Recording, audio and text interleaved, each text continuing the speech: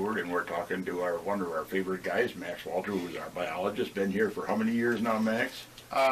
It's going to be 6 years in April. Boy, it seems like yesterday, but of course, as I get older, it seems like the years go quicker. Yeah, it does fly by. You stay busy. You bet. Well, let's talk about what you guys have got planned for this spring. I know this is we're getting fast approaching your busy time. We are, yeah, and in the southern part of the state, the biologists down there are getting out with their crews, so it's coming. It'll be upon us before we know it.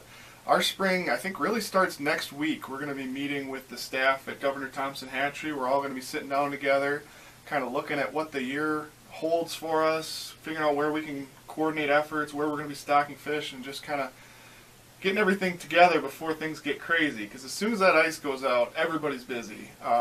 We are going to be out doing surveys. They're going to be out collecting eggs and stocking the hatchery so that we have fish to put out next fall. My team is going to be on Cooteray. We're going to be on the Chippewa Flowage, Teal and Northland, Whitefish Lake. We're going to be on Ashigon Lake, Radisson Flowage, and the Chippewa River. So we got a lot of big water we're going to be trying to cover. Those surveys have a variety of different objectives. Depends a bit on the lake, the species we're targeting, things like that. Some of them we're going to be trying to get an estimate of the total number of walleye, and that's good for us to know as managers. It also feeds into setting the limits for tribal harvest and things like that.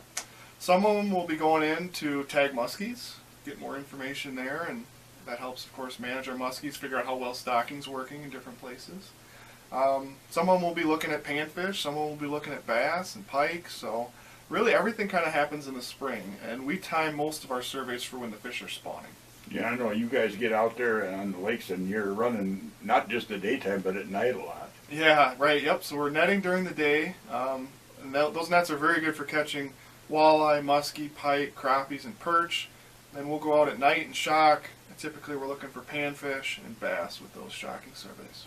And I know a lot of things have changed since I've come up here. The DNR functions pretty much the way it did, but it's changed a lot as far as we're seeing a little tighter management on the lakes, a little bit more focus on individual lakes, it seems like to me.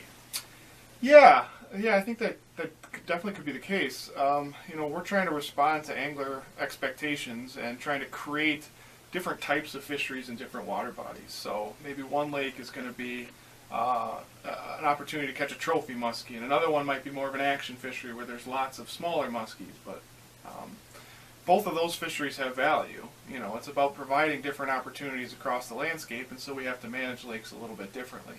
We're also trying to troubleshoot issues that we're having in our populations, and a lot of those issues have come up in the last 10 to 20 years, especially when you're talking about walleye recruitment. Well, yeah. Big challenge, right? So yeah. We're doing a lot more stocking.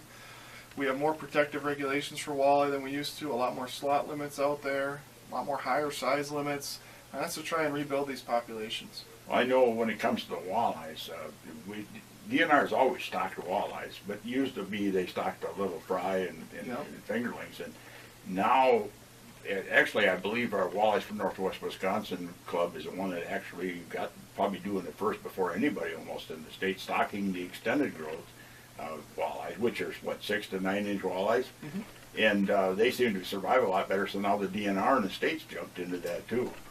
Right, yeah, and you're correct. There used to be a lot of fry stocking of walleye and small fingerlings, which would be 2 to 3 inchers. But we were finding that we just weren't having success with those in a lot of places where they'd worked in the past. So we have made the switch to those extended growth walleyes that you mentioned, and we're using those in at least 90-95% of the waters in my management area in Sawyer County. And we have pretty good success with them in some places.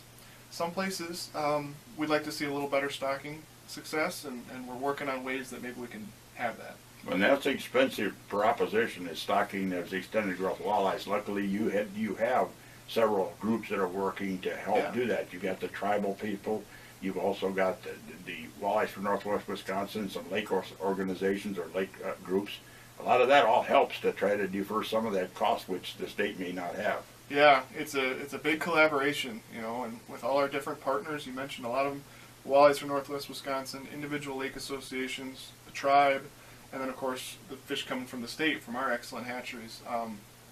We all work together to kind of allocate those resources where they need to go and make sure all the lakes that are appropriate for walleye stocking are getting some fish. And then we follow up and evaluate that too. You know, we don't just put the fish out there and say, well, good luck, hope everything goes well. Yeah. We go out and we check up and see where it's working, where it's not, see what we can learn from that. One thing we can do is we can encourage everybody out there to get involved with one of these groups and with doing more stuff too, because that all helps. Yeah, definitely. And it's not just stocking, you know, whether it's Walleyes for Northwest Wisconsin, Muskies Inc., the Bass Club, Fishing Has No Boundaries, whatever. They're all doing a variety of really great things, from stocking to habitat work to improving access for anglers. So, you know, we need those partnerships here. We get a lot more done by working together than everybody kind of stepping back and saying, ah, well, the DNR will just take care of it. So, I know you guys actually even put out sometimes requests for people in the spring and the fall to help if you need extra help sometimes too. yeah, we do. We take people out with us, especially netting and shocking.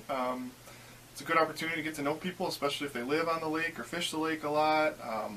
We learn from them, and they get to see what we do and see a lot of fish. It's fun. You know, I'm looking forward to hearing from what you find out there this year, because you know, it's been a long winter. I hope we don't see any winter kill on places like the Chip. Have you heard much on the oxygen things out there? We were just checking on oxygen last week, and we are nearing a critical level just in some certain areas. So I'm not expecting anything widespread, but you know, there are some areas out there that have winter kill fairly consistently, and we may see some of that this year. How about other lakes? Anything there?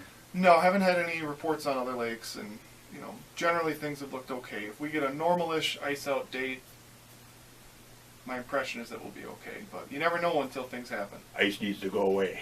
I think we're ready, right? We got the Berkey done with.